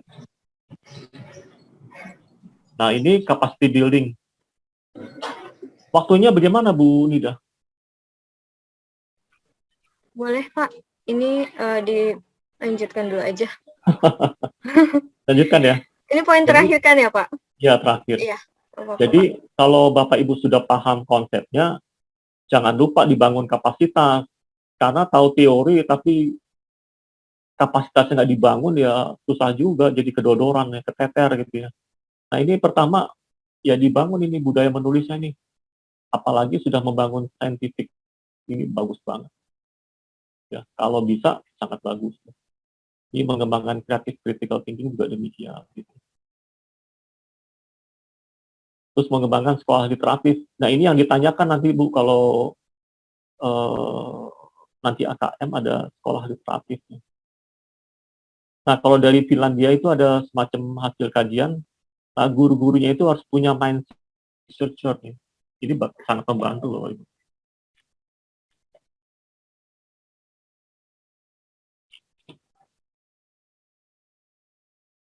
Ini semua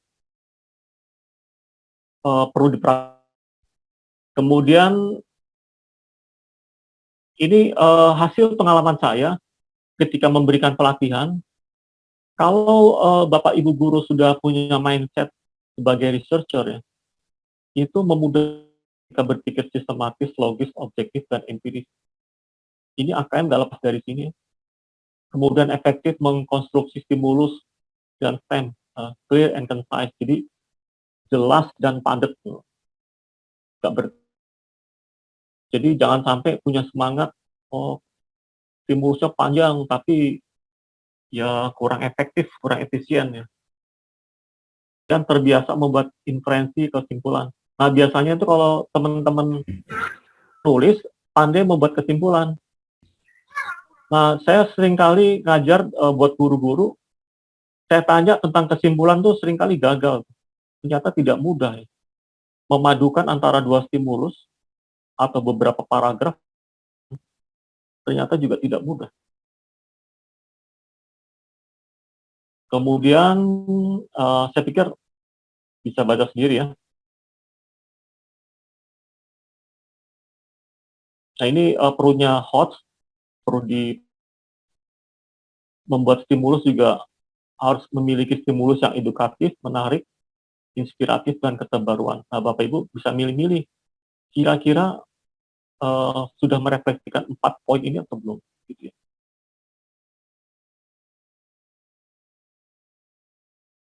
Nah, kalau itu saya pikir baca sendiri ya.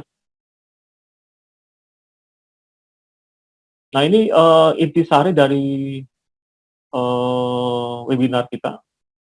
Jadi ketika kita merespon ada model pembelajaran yang patut diperhatikan, ada meaningful, discovery, problem based, project based, dan lain-lain. Ditambah di sini capacity building ini, mindset sebagai peneliti, writing habits, gitu ya, sekolah literatif, dan lain-lain ya. Nah, kalau ini sudah bisa bersinergi, ya insya Allah nakainya juga bagus.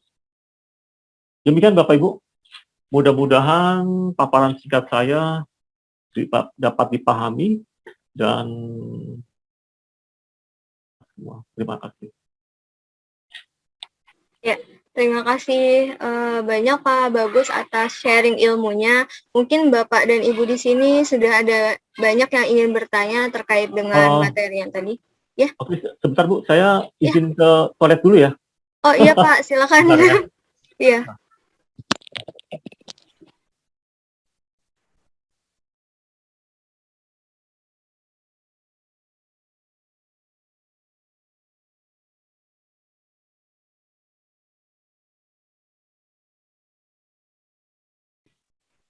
Ya, oke, baik Bapak Ibu mungkin sambil nunggu Pak Bagus, Bapak Ibu yang ingin bertanya boleh nanti langsung open mikrofonnya saja atau Bapak Ibu boleh menuliskan di kolom chat untuk pertanyaannya, nanti saya akan bacakan di sini.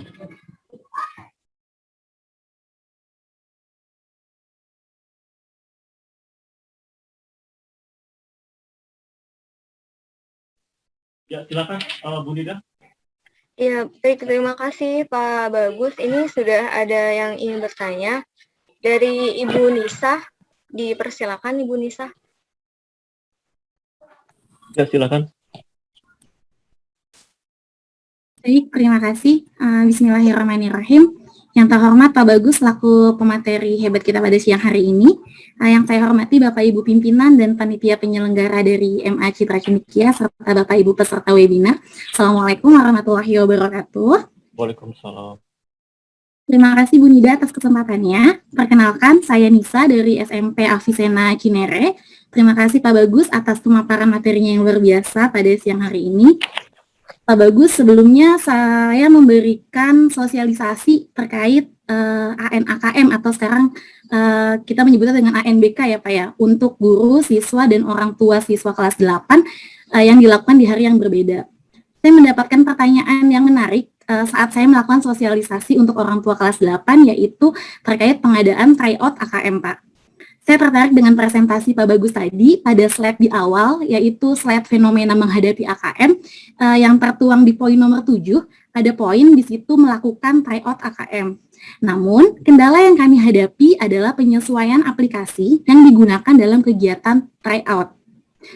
Kami biasa menggunakan Google Form atau Gradle atau aplikasi lainnya, di mana aplikasi-aplikasi tersebut belum bisa memfasilitasi 5 bentuk soal yang seharusnya kita biasakan kepada siswa. Apakah dari Pak Bagus ada rekomendasi aplikasi Pak yang bisa digunakan oleh sekolah gitu Pak untuk memberikan tryout supaya siswa juga terbiasa, tidak hanya terbiasa dalam pengerjaan soal-soal AKM, namun juga bisa terbiasa dalam penggunaan aplikasinya. Jadi seperti menjodohkan, nanti siswa terbiasa mengerak garisnya, terbiasa memilih pilihan ganda kompleksnya, mungkin seperti itu Pak. Terima kasih. Sebelumnya, Assalamualaikum warahmatullahi wabarakatuh. Waalaikumsalam warahmatullahi wabarakatuh. Terima kasih. Hidayah.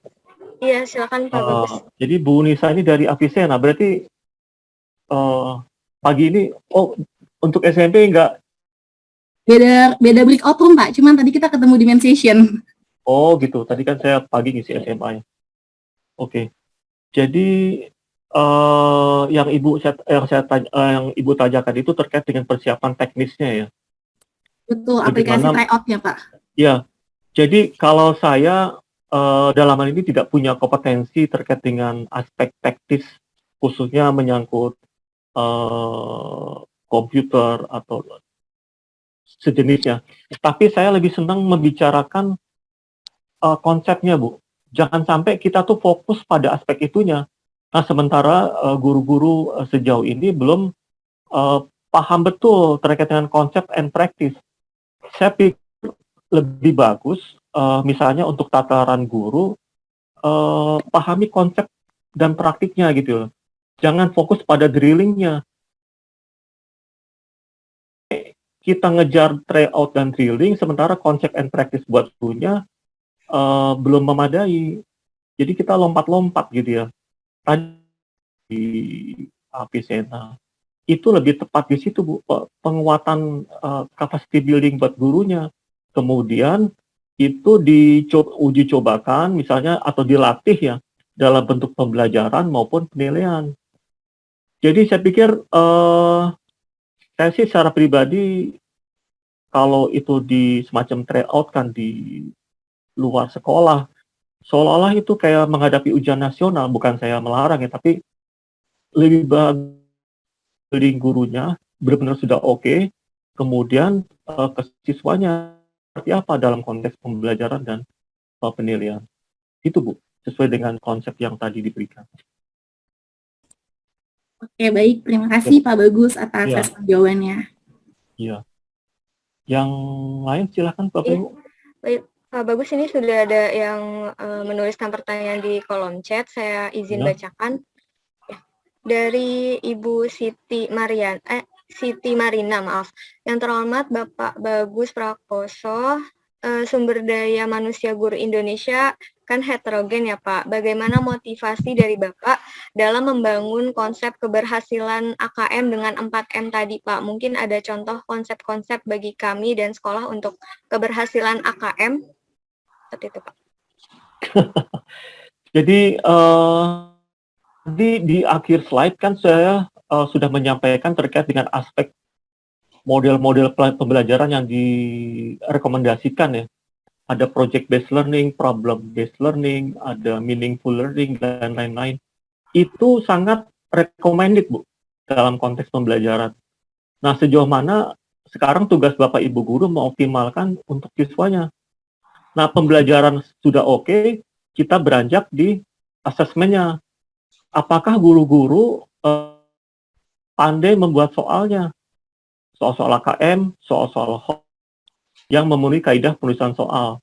Dan yang ketiga, ditunjang oleh mindset, kemudian hobi baca nulis, itu merupakan habits ya, dan lain-lain. Nah, ketiga komponen tersebut kalau digabungkan, ya jadilah SDM guru yang berkualitas.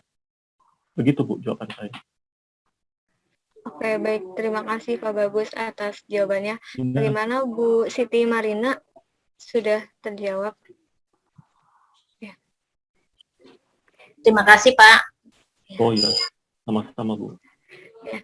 Nah, ini ada pertanyaan selanjutnya dari Ibu Vera Kusmayanti. Kepada Pak Bagus, saya ingin mendapat arahan dari Bapak selama pandemi ini kegiatan belajar mengajar menjadi kurang efektif. Bagaimana cara kami agar PJBL ini tetap dapat dilaksanakan di masa pandemik saat ini? Terima kasih, Bu Vera.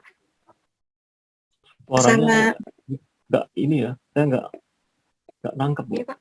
Oh, ini Pak. Bisa diulang. Iya, boleh. Bagaimana cara kami agar PJBL ini dapat dilaksanakan di masa pandemik ini? Gitu. Pelaksanaan PJBL selama masa pandemi ini seperti apa yang mungkin bisa diterapkan di sekolah gitu, di kelas khususnya?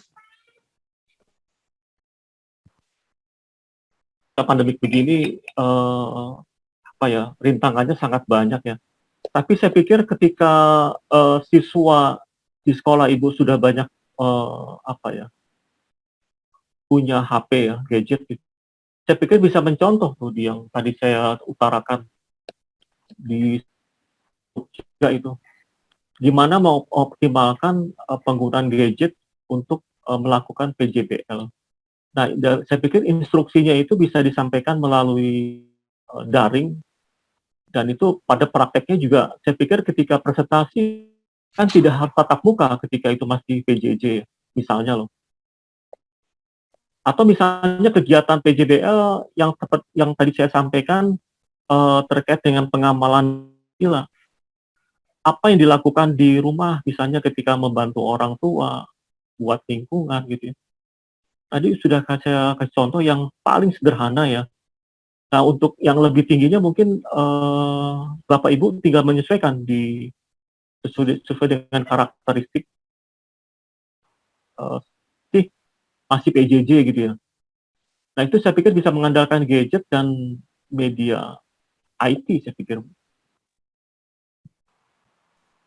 Dan nanti pesan saya, hasil siswanya itu jangan disimpan Bu. Bagaimana itu bisa dioptimalkan, bisa menjadi soal-soal fit buat guru-guru juga dan buat siswa gitu. Iya. Demikian Bu. Terima kasih Pak Bagus atas jawabannya. Bagaimana Bu Vera? Ya, terima kasih Mbak. Ya, sudah terjawab ya Bu? Ya. Sudah, nanti tinggal saya coba kembangkan kembali. Nah, ya, terima kasih Pak Bagus. Ya. Baik, terima kasih Ibu Vera. Ini mungkin ada pertanyaan lagi Pak dari Ibu Indah Ekasari.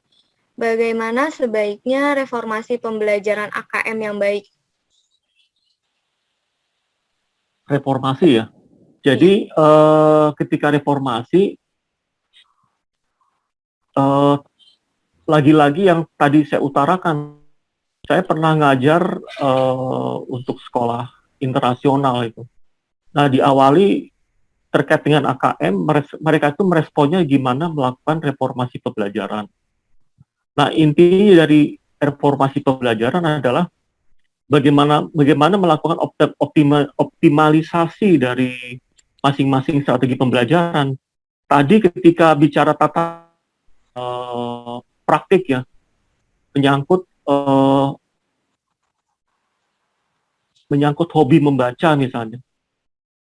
Sejauh mana siswa itu menggunakan waktu luang untuk membaca. Kan di dalam PISA juga ditekankan tuh yang menjadi temuan. Kemudian ketika bicara tadi penggunaan memenuhi kebutuhan siswa yang heterogen, bagaimana meresponnya? Nah, salah satu respon yang dilakukan sesuai dengan kajian misalnya dengan cara melakukan project based learning. Siswa atau guru diminta menerapkan project based learning, dan ini project based learning itu salah satu menjadi semacam fokus atau unggulan dari Pak Menteri. Project based learning itu menjadi alat untuk merespon kompetensi 4C. Nah, nanti secara perilaku itu bisa menunjang yang kita sebut AN-AKM. Karena gimana pun juga yang kita ingin capai tidak hanya aspek kognitif, aspek non-kognitifnya itu. Tidak hanya aspek kognitif tapi juga non-kognitif. Nah, aspek non-kognitifnya itu bisa digunakan misalnya project based learning, gimana siswa melakukan meningkatkan kompetensi komunikasi, kolaborasi dan lain-lain, creativity. Nah, itu ditemukan pada PJBL. Jadi pada AN-AKM tidak hanya respon terkait dengan kognitifnya, yang itu menggunakan instrumen AKM. Jadi AN merespon kognitif dengan menggunakan AKM, dan untuk faktor yang non kognitif menggunakan instrumen yang karakter. Ditambah lagi ada survei lingkungan belajar. Nah, itu sekali lagi ketika bicara AN-AKM tidak semata-mata merespon soal melakukan drilling sementara pembelajarannya diabaikan. Itu Bu, jadi pandai ini internetnya enggak ya. Jadi gimana melakukan sinergi antara strategi pembelajaran dan penilaian, itu kata kuncinya. Baik, terima kasih Pak Bagus. Bagaimana Ibu Indah Ekasari, sudah terjawab tentang pembelajaran AKM yang baik itu? Terima kasih atas penjelasannya Pak Bagus. Iya, saya kasih tambahan. Ya, sejauh ini Ibu yang pernah dilakukan apa Bu? Untuk pembelajaran yang pernah dilakukan PJBL-nya atau apa Bu? Sejauh mana gitu? Saya masih PJBL aja. maaf Bu Indah, belum terdengar suaranya. PJBL aja Pak. Bentuknya seperti apa? Apakah selama ini sudah dimanfaatkan untuk soal-soal AKM, atau bagaimana membuat PJBL yang bisa mengimprove kapasiti komunikasi dan kolaborasi? Apakah saya dengan melakukan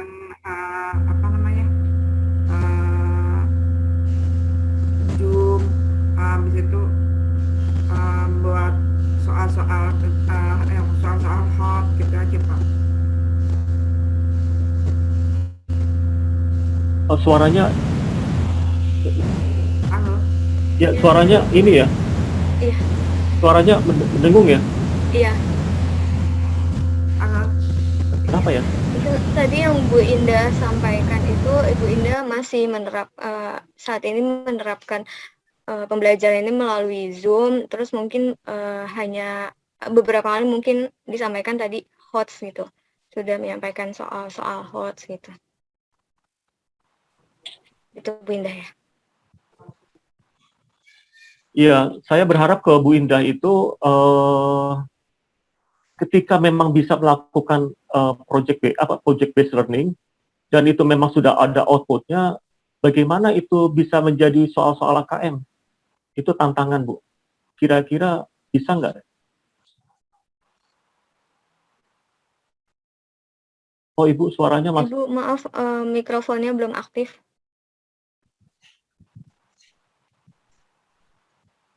Nanti akan saya coba, Pak. Ya, tapi selama Ibu sudah melakukan dokumentasi ya, kira-kira soal-soal yang bisa dimanfaatkan buat soal AKM? Ada, Pak. Ada yang untuk saya buat soal-soal hot itu juga, Pak. Ya, jadi ketika Ibu bicara AKM, Ibu sudah paham ya mengenai kerangka atau komponen-komponen? Sudah apa ya? Ya, karena kalau bicara HOTS, itu kalau AKM punya komponen tertentu. Bedanya itu.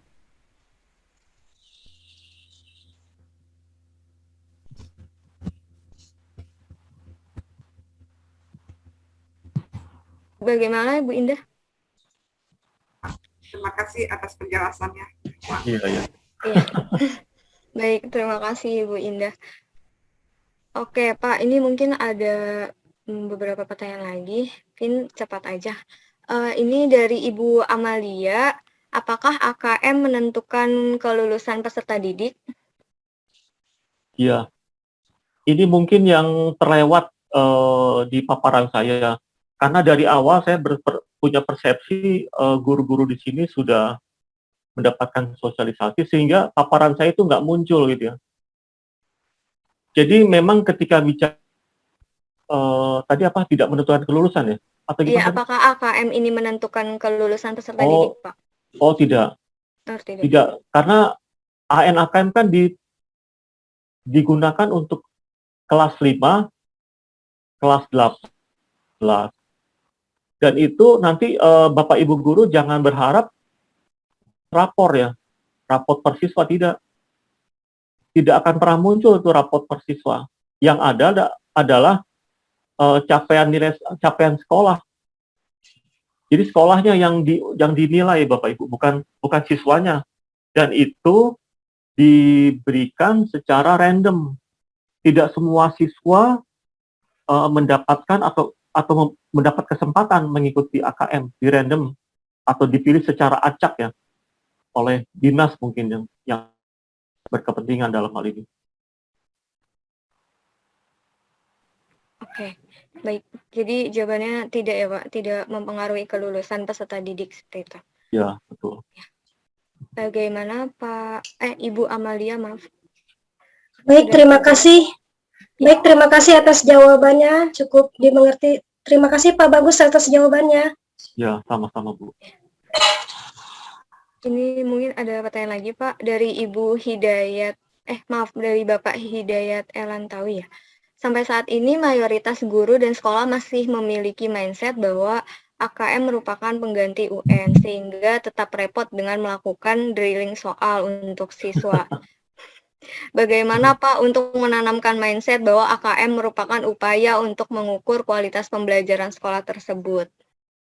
Iya, ternyata observasi saya dari Aceh sampai wilayah timur terbukti ya. Mindsetnya guru-guru itu masih menghadapi terkesan repot ya. Karena pikiran mereka gimana melakukan membuat soal kemudian dibuat layout.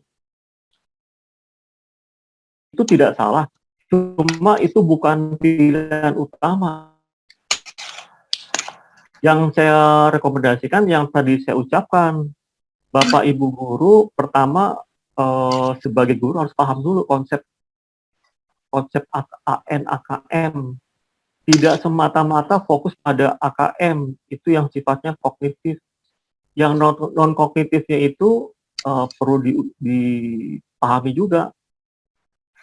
Yang non-kognitifnya itu. Jadi ada namanya survei karakter dan survei lingkungan belajar.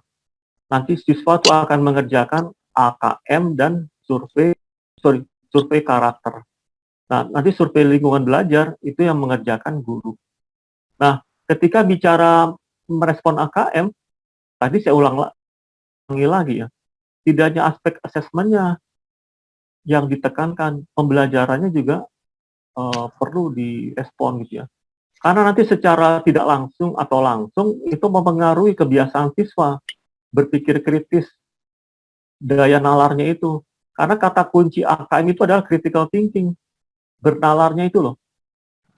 Nah, bernalarnya itu kan diuji dalam konteks kognitif, kita menggunakan AKM. Nah, perilakunya itu bagaimana ngukurnya? Dalam proses pembelajaran kan begitu. Bentuknya apa? Project based learning. Misalnya meningkatkan kreativitas, membuat project, membangun kolaborasi, kemudian siswa diminta presentasi. Itu kan komunikasi yang merespon 4C tadi itu. Jadi harus secara komprehensif ya kata kuncinya. Tidak semata-mata membuat soal, kemudian drilling. Itu memang kayak jadi repot, karena dari awal kami tidak menyarankan seperti itu Bapak Ibu. Capek membuat soal lalu diujikan. Dan kata-kata mengganti itu memang agak susah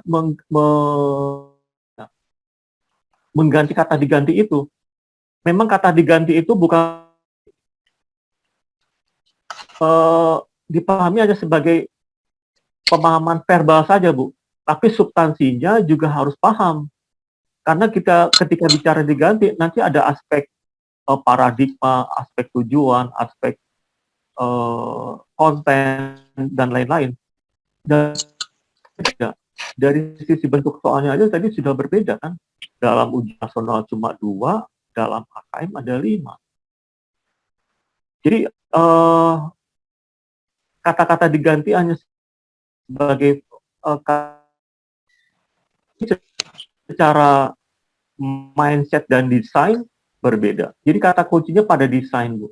Karena ketika bicara desain itu ada banyak unsur antara UN dan AN. Demikian. Oke, baik, terima kasih Pak Bagus atas jawabannya. Bagaimana Pak Hidayat? Sudah terjawab ya? Oh, Bapak ya, maaf. Iya, terima kasih. Oke, baik, ini mungkin ada satu pertanyaan lagi kali ya Pak, dari audiens di sini, dari Ibu Jihan ya, Ibu Jihan Rodia Tamart. Saya ingin bertanya, apakah ada alasan khusus mengapa yang terpilih melaksanakan AKM ini adalah kelas 5, 8, dan 11? Terima kasih, Pak. Ya, itulah salah satu perbedaan antara UN dan AKM. Jadi kata kuncinya adalah terkait dengan formatif atau assessment for learning gitu ya. Jadi kan kita karena paradigmanya berbeda, tidak di akhir gitu ya. Kalau UN itu di akhir kelas berapa? 9 ya. 9 dan 12. Nah, kalau AN itu 5, 8, dan 11. Itu harapannya adalah sekolah masih memiliki waktu untuk melakukan Nah, makanya kenapa di yang 5, 8, dan 11? Karena masih ada waktu setahun lagi untuk melakukan perbaikan dalam konteks proses pembelajaran dan itu yang diujukan melalui AKM dan lain-lain. Itu. Baik. Terima kasih Pak atas jawabannya. Bagaimana Ibu Jihan? Sudah terjawab mungkin? Sudah jelas Bu Nida ya. Terima kasih ya Pak Bagus atas penjelasannya. Sama-sama. Oke, baik Bapak Ibu, mengingat waktu sudah menuju pukul 11.45, untuk sesi tanya jawab kami cukupkan. Boleh Bu Nida, mohon maaf, boleh saya bertanya? Oh iya kepada Pak Bagus. Nah, ya silakan, saya. Pak. Ya silakan. Terima kasih Pak Bagus. Assalamualaikum warahmatullahi wabarakatuh. Waalaikumsalam. Perkenalkan, nama saya Ikin Sukarnain. Saya dari MTS Muhammadiyah 1 Kota Depok. Yang pertama saya ucapkan terima kasih kepada MACCN yang memberikan fasilitas kepada kami sehingga kami ini bisa mengikuti webinar ini. Pak Bagus, yang saya tanyakan, saya jujur bahwa saya di sini MTS ini saya belum pernah ada sosialisasi tentang AKM, Pak. Jadi saya agak sedikit bingung ini. Jadi mindset saya di sini, jadi ada beberapa guru kami yang mindsetnya karena itu ada pembacaan literasi dan numerasi, jadi yang berhak untuk menyampaikan AKM adalah guru bahasa Indonesia dan guru matematika. Ini karena mungkin dasar dari kami yang belum ini ya. Jadi mohon Pak Bagus, sebenarnya apalagi nanti sekitar perkiraan bulan akhir Agustus dengan September kita ada tryout, kita ada juga yang namanya untuk pelaksanaan dari AKM tersebut. Sebenarnya dasar apa sih Pak yang pertama kali yang harus kami sampaikan pada siswa, dan kami sendiri belum pernah mensosialisasikan pada siswa karena kami sendiri belum pernah disosialisasikan tentang AKM ini. Sebenarnya untuk menghadapi AKM ke depannya besok ini, sebenarnya motivasi apa yang harus saya sampaikan kepada guru-guru kami, kepada teman-teman rekan-rekan guru, dan juga kepada anak-anak kami. Jujur, jadi ada persepsi dari kami tadi, oh ini AKM ini literasi, berarti ini tugas daripada guru bahasa Indonesia. Numerasi tentang angka, berarti tugas daripada guru matematika. Yang lainnya tidak. Jadi mohon penjelasannya Pak Agus, motivasi kami, sehingga ini terima kasih sekali pada Cicen ya, yang telah proses ini. Jadi kami juga bisa memahami tentang AKM tersebut. Mohon Pak Bagus motivasi pada kami. Terima kasih. Ya, terima kasih Pak Ikin. Jadi saya juga mohon maaf ya, karena persepsi awal ketika saya memberikan sosialisasi, karena ini sudah di bulan, persepsi saya itu sudah banyak guru yang telah menerima sosialisasi, makanya paparan saya itu cenderung kurang dari awal gitu ya. Itu mohon maaf. Tapi gimana Bapak Pak Ikin, gak usah khawatir. Siap. Ketika bicara AKM, Bapak bisa banyak melihat video-video atau video YouTube saya juga ada 10 kali kalau untuk nasional ya. Siap, Bapak nanti bisa saya kasih link, saya kasih ke Bu Tida ya. Terima kasih Bapak. Nanti Bapak bisa lihat YouTube saya atau dari mana aja, banyak Pak terkait dengan persiapan AKM. Kemudian KM memang ada 2 literasi yang diujikan Pak. Literasi itu sendiri dan numerasi. Ketika bicara literasi, jangan bahwa itu identik dengan bahasa atau guru bahasa Indonesia. Tidak begitu Pak. Nanti kalau Bapak dari sejarah, PPKN, APKN, agama, apa aja bisa Pak. Siap. Bisa berkontribusi misalnya kalau membuat soal, baik itu literasi maupun numerasi. Saya sudah buktikan dan saya sudah ngecek ke contoh-contoh soal misalnya yang di Avicenna ya.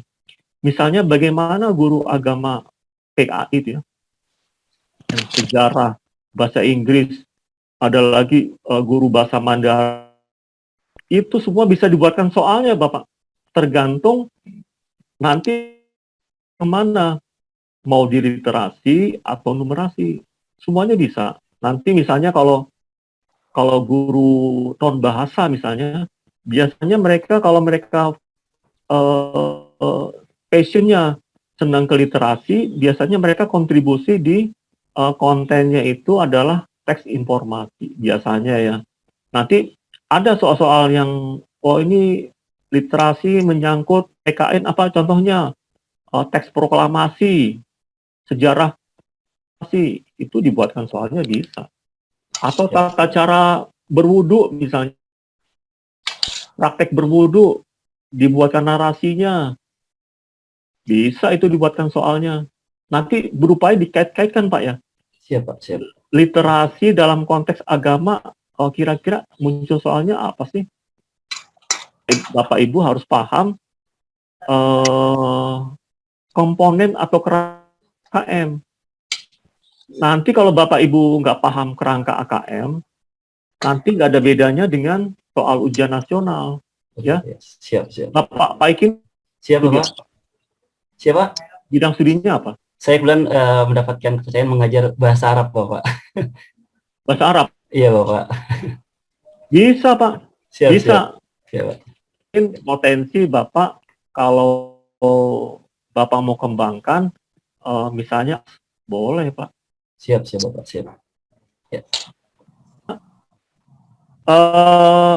Saya memang secara konseptual pengen fokus di AKM kelas juga bisa. Tinggal Bapak pahami kerangka konsep AKM-nya itu. Ya, semua bidang studi bisa, bahkan pun bisa, Pak.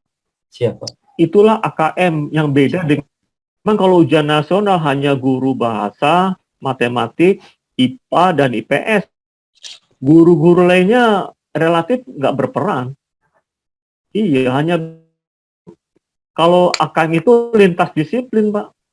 Bapak nanti kolaborasi dengan guru bahasa bisa, kolaborasi dengan guru lainnya bisa, tertuang dalam soal misalnya literasi. Kan kompetensi banyak Pak yang diukur di AKM literasi misalnya begitu.